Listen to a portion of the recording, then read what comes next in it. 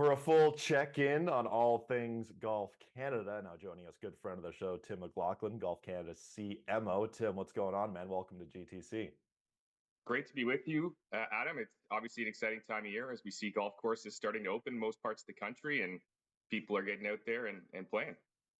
People getting out there and playing for sure. And there's a couple of cool initiatives that we'll get into today, starting with the Golf and Health campaign. Tell us a little about this.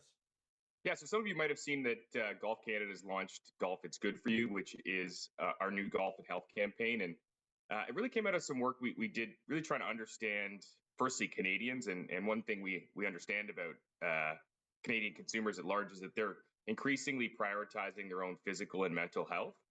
And through some of the great work that some other golf organizations have done, there's just some really strong and significant research around the role that golf can play in terms of improved physical and mental health.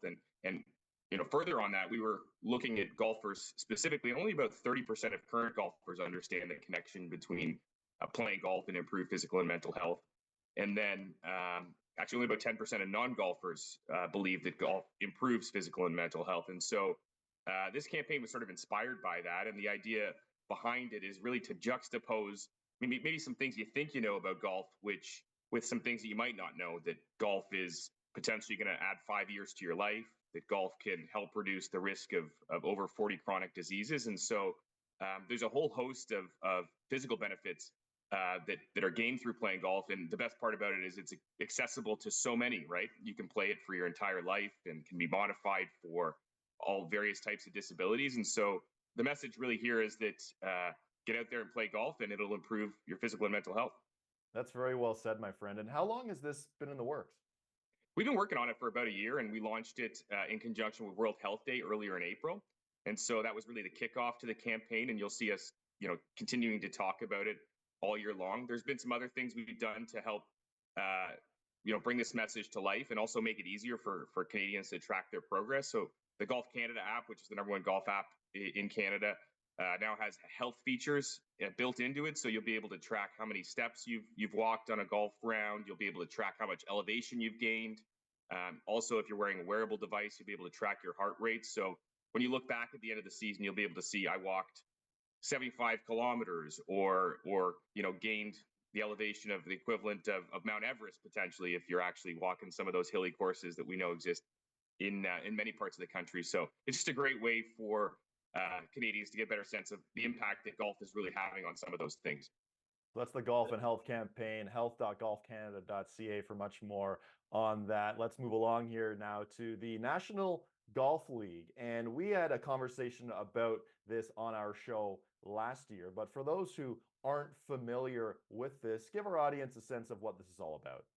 Well, we're really excited about year 2 of the BDO National Golf League. BDO has come on board as a significant partner with the National Golf League. And so this year will be the second year of play. And the way that it works is essentially the BDO National Golf League is a network of existing recreational golf leagues. Last year, we had about 120 existing recreational golf leagues. This year, we're targeting about 160. We could get up as high as 200. And the way it works is people will go out and play in their regular men's or ladies' night and keep score as they always would. But in the background, the BDO National Golf League will collect those scores and use those to build a national leaderboard. So your club will have an individual leaderboard for your specific league. And through that, you'll have the opportunity to qualify for provincial qualifiers. And then if you're successful in those provincial qualifiers, the next step would be to advance to the BDO National Golf League Championship. And we're excited that all of the people that participated in the NGL last year will have the opportunity to play the BDO National Championships this year, the Saturday before the RBC Canadian Open at Hamilton Golf and Country Club. So an amazing experience for those that are part of the national championship, and will be sort of the first, where we will be crowning the first BDO National Golf League champion in a couple of weeks. That's an incredible opportunity to play a world-class golf course that'll be in world-class shape heading into the RBC Canadian Open. And I understand the winner from there gets an exemption and an all-inclusive trip somewhere a little outside of Canada. Tell us about that. Yeah, so this is a really cool add-on that we've been working with our partners at the RNA. For those that aren't aware, the RNA is the global governing body of golf. They operate the Open Championship. And so they actually operate a program called the RNA 9, which is somewhat similar to what we're doing with the BDO National Golf League. But essentially, the winner of the BDO National Golf League Championship will have the opportunity to have an exemption into the RNA 9, which takes place at the Open course this year at Royal Troon. A couple weeks before the Open Championship, one of the majors will be taking place there. So they'll have an opportunity to play, obviously, an amazing lake-style golf course with an all-expense trip to the UK. So it's a pretty neat opportunity, and so we're excited about that. And also excited about kicking off the regular season, which will take place shortly thereafter the National Championship. So we are getting to the point where we don't have a lot of spots left. So if you're interested, talk to your league manager, your league administrator, and see if it's possible to have your league join the National Golf League. Oh, that's so exciting and so great to hear for this opportunity going ahead. And as we go ahead here, we're coming pretty close to the RBC Canadian Open. Date change, it's a little earlier than it has been in the past. How are preparations going right now? Well, if anyone's been out to Hamilton Golf and Country Club, you might have seen a lot of significant structures being built around the course. One of the benefits of having what was maybe a bit more of a mild winter here in Ontario was that we've been really able to get ahead of a lot of the build out that needs to happen. I can say confidently this will be, in terms of size and scale, by far the largest RBC Canadian Open on record. So we're tracking towards having our biggest crowds, our biggest hospitality build out. And so we're super excited about hosting the world's best players there at the end of May. Obviously, we're up a week earlier this year, but we're tracking towards what will be an amazing event. And we're excited about a couple key player announcements that'll be happening over the next couple of weeks as well. We've announced the SiriusXM concert series is back this year, or is new this year, on Friday and Saturday. So there's lots of really exciting things for golf fans and sports fans alike.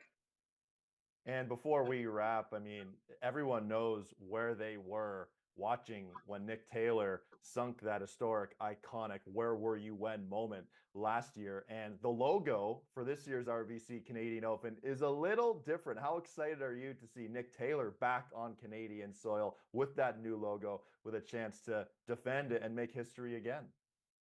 Obviously, very special moment. I think it's one of those moments where you'll always remember where you were for all Canadians that sort of experienced that iconic moment in Canadian sport.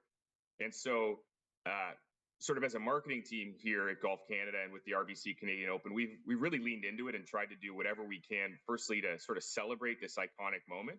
And so many of your viewers will know that we obviously changed the logo from the traditional swingman to incorporate in Nick's now iconic putter flip. So it's actually part of the core identity of the event now, which is really exciting. And we're also really excited that we've just launched a content series called A Win for Canada, which is a really deep look at how that moment touched not only Nick, but a lot of other people in and around the sport of golf. So we talked with all of the other Canadian PGA Tour pros that were there on the green to experience it, which is sort of a unique Canadian moment. You don't see that very often, where you'll see 4 or 5 players there rooting on their guy. We'll talk to GTC's own Mark Zecchino, who obviously called it on PGA Tour radio.